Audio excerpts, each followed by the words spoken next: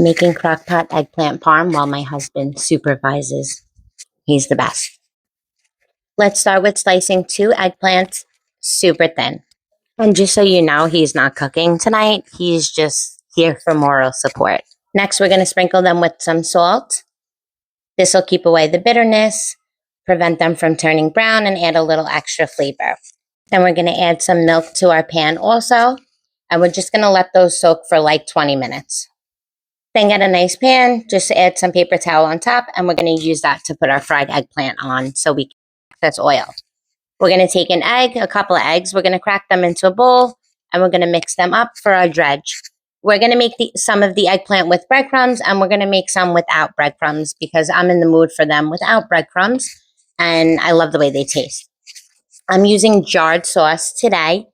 I normally never do, but I tried the Hoboken Farms vodka sauce for the first time. So I'm just going to give that jar a little shake. And it says to turn it upside down because the oil goes to the top. I smelled it to see if it was good. It smelled pretty good. And then I gave it a taste. And surprisingly, it was actually really, really good. So it's perfect. It was about $10 for the jar. I only used 1 jar. It was enough to feed 4. So if you're feeding more than 4 people, you're going to need 2 jars, but it saved a lot of time and work. And truthfully, it was Friday night, and I was like, I am absolutely not in the mood to cook. I don't feel like doing anything. I'm done. I'm tired. Let's do whatever's easy. And this ended up working out perfect. So if you're looking for a quick, easy, delicious meal, this is it.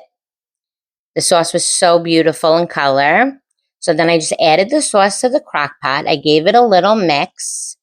And then, of course, you know, we got to lick the spoon for a little taste. And that's how you know it was good.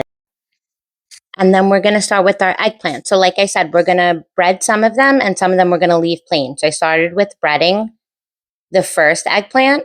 And you're just going to take your eggplant. I'm going to put it in the egg wash. And then I'm going to go ahead and I'm going to dip it into the breadcrumb and then put those on a paper plate so they're ready for when we're going over to the oil to fry them. And for those of you who have never done this, we're taking our eggplant. We've just put it in our egg. We're going to shake off the egg. We're going to put it into the breadcrumb. Get it nice and evenly covered. Then let's get over to our oil. Our oil's been preheating. Okay, it's nice and hot. It's like a medium-high heat. And we're going to start with our eggplant without the breadcrumb. So I'm literally just putting the eggplant into the egg and then I'm putting it into our oil. I'm going to cook it until it's golden brown. Flip it to the other side.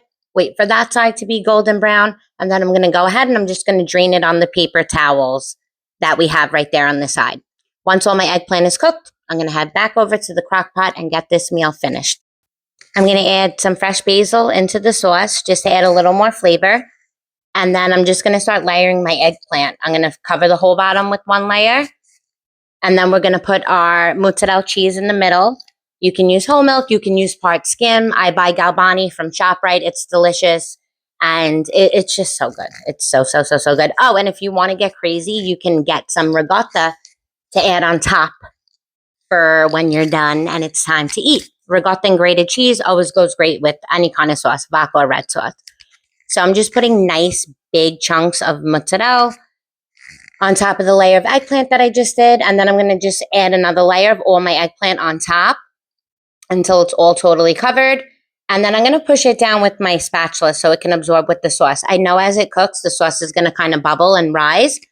But like I said, I only did 1 jar, so I really wanted to squeeze it down there. And then I boiled some spaghetti and I plated it and it was delicious.